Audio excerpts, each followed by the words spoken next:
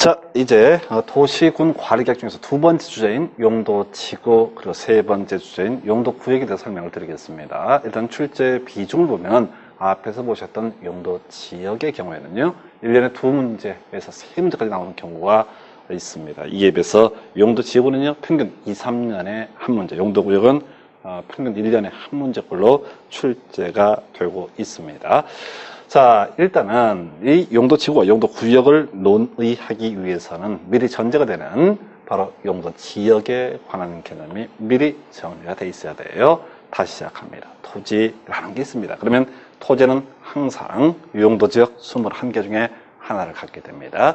국가지자체에서는 용도지역을 정할 때요, 소위 도시군 관리계 입안 결정 과정을 거쳐서 21개 용도지역을 지정하는 것이 원칙입니다. 물론 우리 아까 택지개발지구라든가 이런 예외가 존재하긴 하지만 원칙적으로 입안 결정 과정을 거쳐서 용도지역을 지정하고요, 또 변경할 때도 입안 결정 과정을 거치게 됩니다. 근데 용도적이 정해지게 되면 결과적으로 건폐율, 용적률, 용도제한 이 규제가 이제 막 나온단 말이지. 그래서 한번 바꾸는 게 되게 어렵습니다. 너무너무 어려워요. 왜?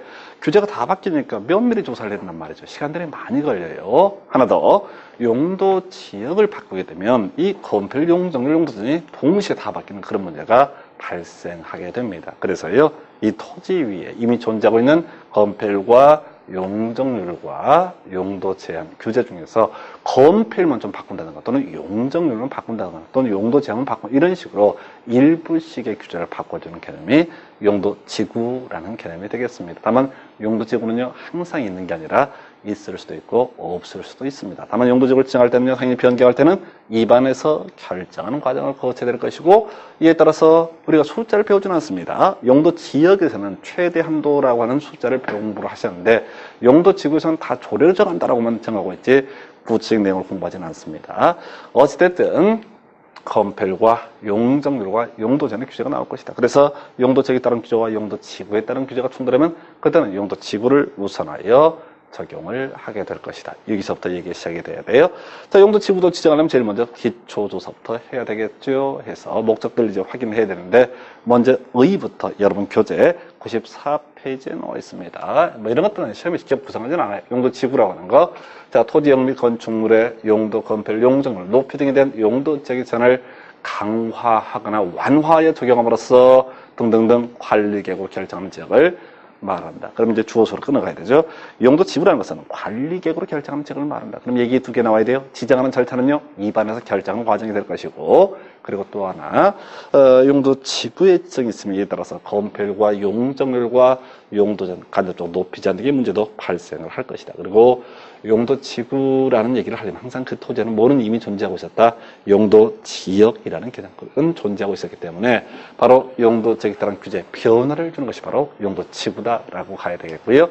자, 용도지구 지적 변경. 당연히 도시군 관리의 입안 결정 과정을 거쳐야 됩니다. 그러면 용도지역을 정하려면요, 먼저 기초조사를 해야 됩니다. 그래서 우리 법에서는 용도지구의 종류를 크게 10가지를 규정을 해 두고 있습니다. 그래서 각각 어떤 경우에 어떤 용도지구를 지정할 것인가라고 하는 게 여러분 교재 94페이지, 95, 96 이렇게 세 페이지에 걸쳐서 종류들이 쭉 나열이 되어 있습니다.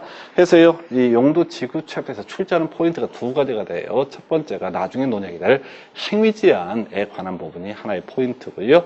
그 다음에 또 하나, 바로 종류와 목적을 따져묻는 게 용도지구에서 주된 출제 포인트가 되겠습니다. 일단 종류 한번 쭉 볼까요? 94페이지부터 고도지구, 경관지구, 미관지구, 보존지구, 시설보호지구, 취락지구, 개발진흥지구, 특정 용도 제한지구, 방화방제사, 보경미, 보시, 취계, 특방분에서 이렇게 총 10가지가 규정이 되어 있습니다. 예. 그래서요, 이 고도지구, 경관지구, 미관지구, 보존지구, 시설보호지구, 취락지구, 그 다음에 개발진흥지구, 특정 용도 제한, 방화, 방제 이렇게 총 종류가 10개가 있는데, 이제 분석을 하다 보면 이 특정 용도 제한, 방화, 방제 지구의 경우에는요, 하나씩밖에 없어요. 기본적으로 앞에 고, 경미, 보시, 취계 이렇게 7개는 두 개 이상으로 세분을 할 수 있는 데 비해서 특방법은 하나밖에 없습니다. 그래서 요즘에 잘 안 내는 문제인데 한 15년 됐죠. 뭐 세분할 수 있는 용도지구와 세분할 수 없는 용도지구를 뭐 구분하라 이런 식의 문제도 과거에 존재했습니다. 그래서 특정 용도 제한지구, 주거기능, 청소년 보호 등의 목적으로 청소년 유해시설 등 특정 시설의 입지를 제한할 필요가 있는 지구에서 요 얘기하려면 이것도 가야 돼. 미리 이제 용도 지구를 논하려면 그게 어떤 용도 지구가 됐든 간에 토지에는 이미 뭐는 존재하고 있다. 용도 지역. 그리고 용도 지역에서 뭐가 떴어요? 건폐율과 용적률과 용도지역. 그래서 특정 용도 제한 지구는 굳이 분석하면요. 용도만을 따로 규제하게 하는 개념입니다. 예를 들어서 상업지역이지 않습니까? 상업지역. 숙박시설 설치 가능하거든요. 기본적으로. 위락 숙박 가능한데 어떤 상업지역이 위락 숙박이 너무 막 퇴폐 이런 식으로 가는 경우가 있단 말이지.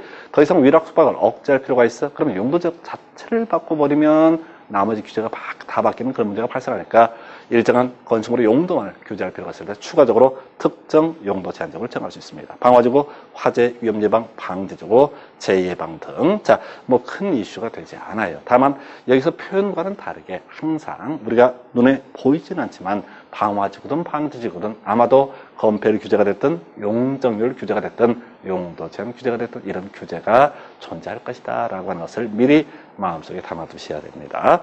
자, 그러면 이제 세분되는 것들 한번 구분해 볼까요? 고도지구죠. 바로 최고와 최저 두 개로 구분하게 됩니다. 자, 최고 고도지구 여러분 교재에 94페이지 나와 있는데 되게 길어요. 다 읽다 보면 외우지 못합니다. 자, 최고 고도지구는요.